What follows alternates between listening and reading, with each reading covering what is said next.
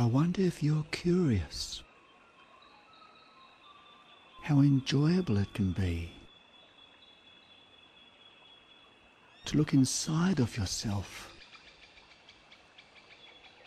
and see a different side of yourself. Or perhaps you can see yourself from the outside as you go into a theatre and watch an entrancing story becoming deeply enchanted and wishing it'll never end. Or perhaps you love to go deeply into the natural habitat of wild animals and feel transported by the clouds and the natural landscape and the natural rhythm and melodies and beautiful pitch and tone of the sounds of nature that you can hear can be more beautiful, comforting and healing than any music you have ever heard. And perhaps you can take great delight in following the contours around you and your own abilities to find a natural watering hole at dusk. Perhaps climb a tree and watch the birds and animals drinking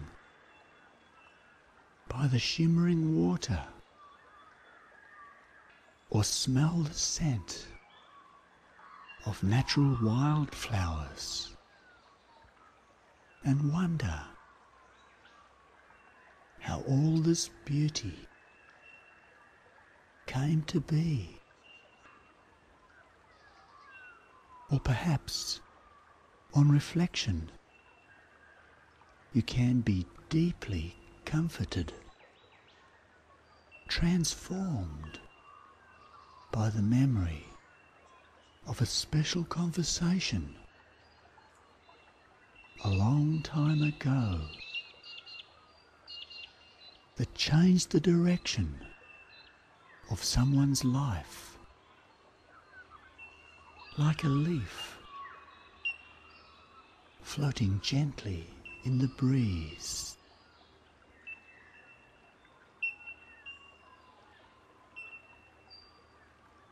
And as you continue to reflect on that, perhaps you can feel as one with the shimmering water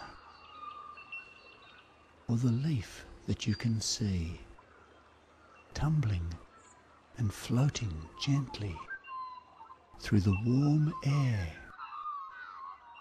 and softly touching down as if in slow motion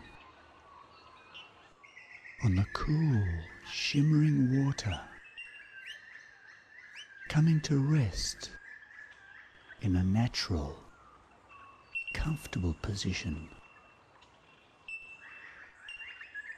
And isn't it wonderful how that beautiful leaf can be so comfortable, allowing itself to go into whatever time or place that Mother Nature can choose, to be transported to an enchanting new place. And perhaps you can become enchanted by the beauty and elegance of a simple leaf, or the incredible complexity of its inner functionings that leaf can allow to happen without any conscious effort, or its simple and at the same time wonderful and natural lifestyle that you can admire and accept beyond reason. How a beautiful leaf can change colours with the seasons, wear a natural layer of protection, be in harmony with those around it, accept warmth and nutrients from the sun, the air, the earth, and the environment, and transferred from other parts of its own embodiment, or from what it is a part of.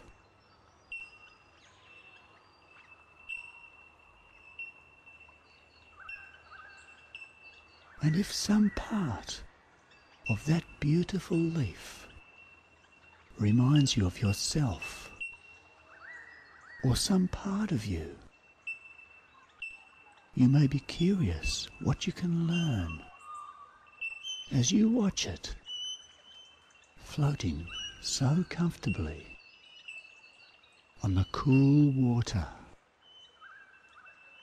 Or you may be curious about how the warm breeze can feel as it cradles you in its gentle touch, lifting your spirits as high as you like and for as long as you like an enchanting story that you wish will never end. And then lowering you as gently as a leaf, floating comfortably on cool, shimmering water for as long as you like.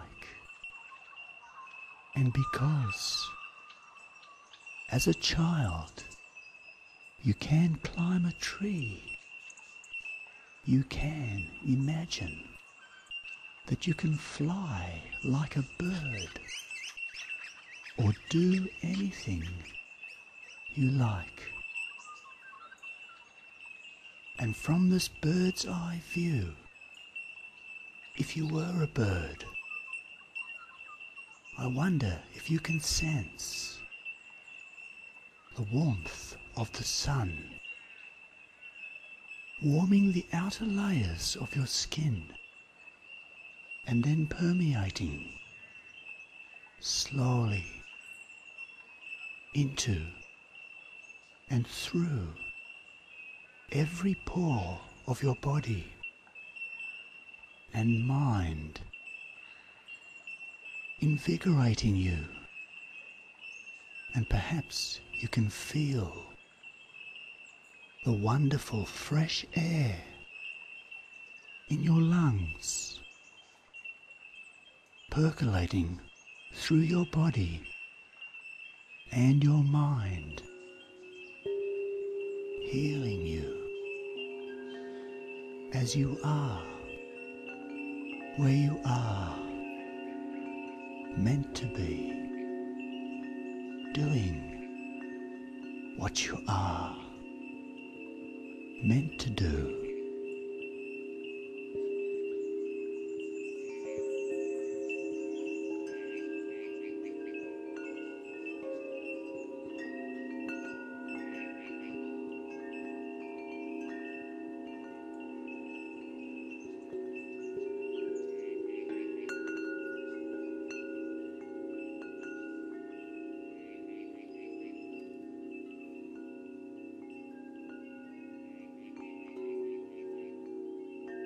And now, it may seem like a previous life,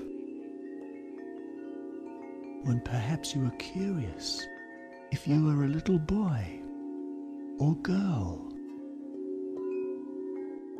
You can possibly remember a parent or someone older telling you which one you were.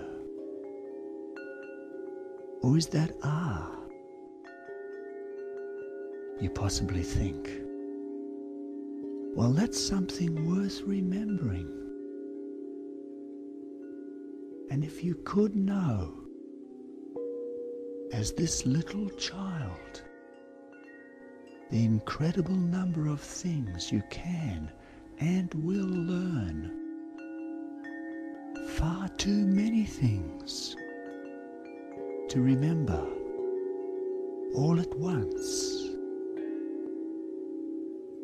How to read, or write, or think, or react.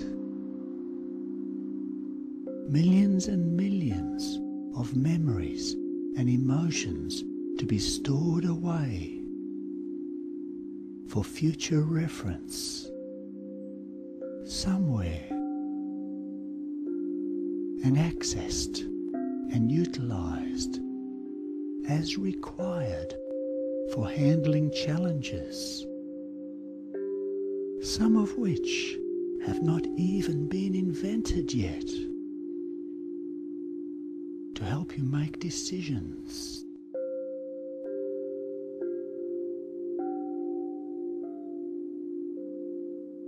And it's interesting, is it not, how so far you've made decisions based on perceptions, not statistics.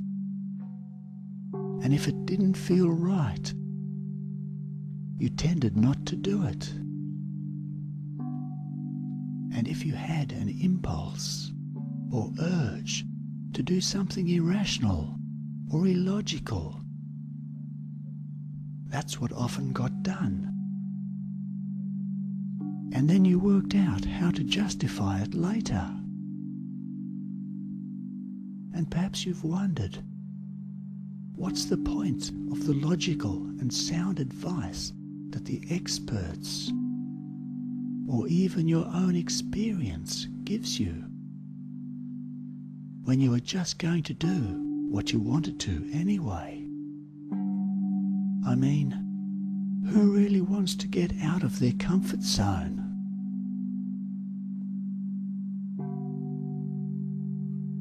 And if all of this makes good, logical sense, you may be curious whether you are accessing the best sort of advice and memories that can help you get to wherever it is you want to go. The place where your irrational and very real emotions are stopping you from getting to.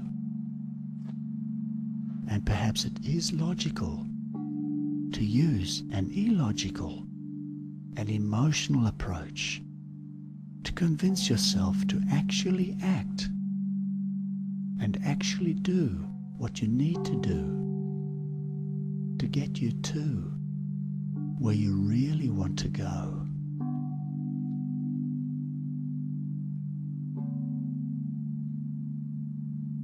Now that reminds me of a story of a very successful businesswoman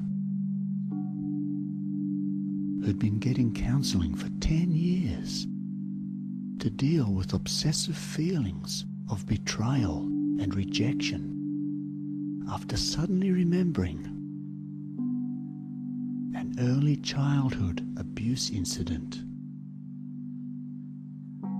revivifying the pain and logical explanations of why she should get over it were not working. So she switched counsellors, and she only needed one session when the new counsellor asked, What do you love doing? Where you have all the skills you need to solve absolutely any problem you see? She replied, "That's easy. When I'm at work, I can do anything. I have absolute self-confidence and self-control. I'm on an emotional high, and there's nothing that can't be done." This lady described how, when she was at work, the useful parts of early experiences were easily remembered, whereas associated useless, unpleasant memories or emotions were easily separated and forgotten.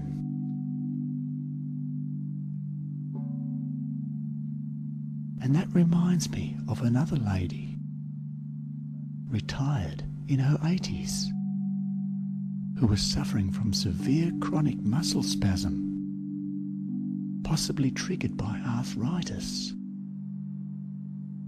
She complained long and bitterly about her pain and had been unable to engage in her favourite pastime for years, dancing.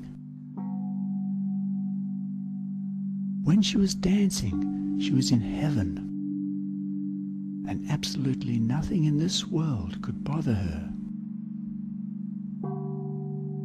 And when she suddenly realized the possibilities of this, she had a new strategy if she suspected a spasm attack coming on. Just think about dancing.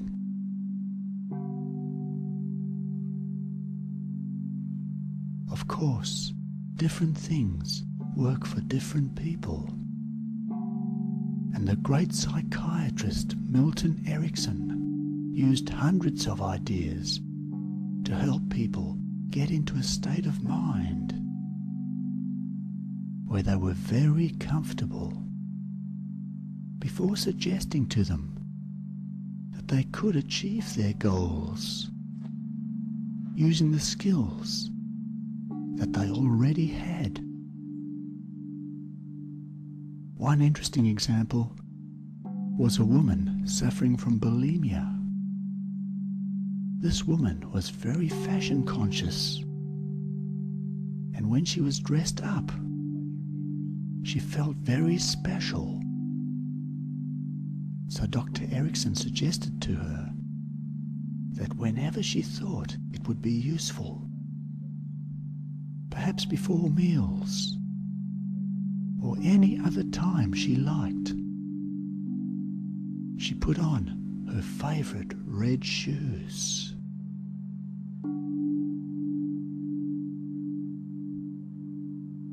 That reminds me of a 9-year-old boy with severe social anxiety and diagnosed with selective mutism,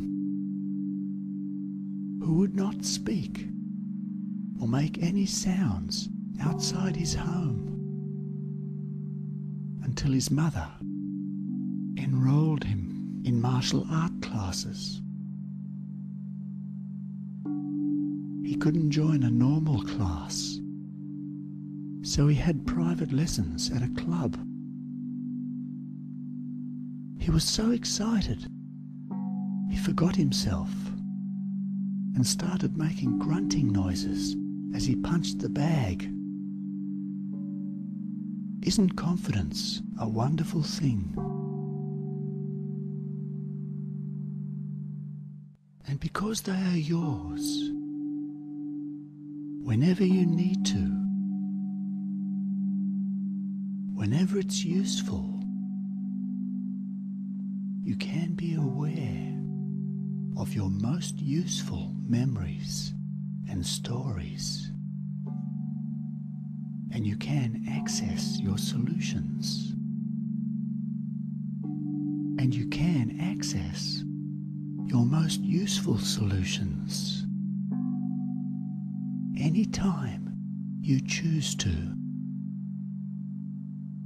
And And perhaps you can be curious where the useful stories in your history are, whether they are filed away under the headings of confidence or comfort or self-control or something else, like perhaps things I absolutely love to do, or possibly under a very positive and useful emotion. And because they are yours, you can access these stories, allowing you to actually do whatever it is you want to do as you slowly change your focus and become more and more comfortably aware of your surroundings.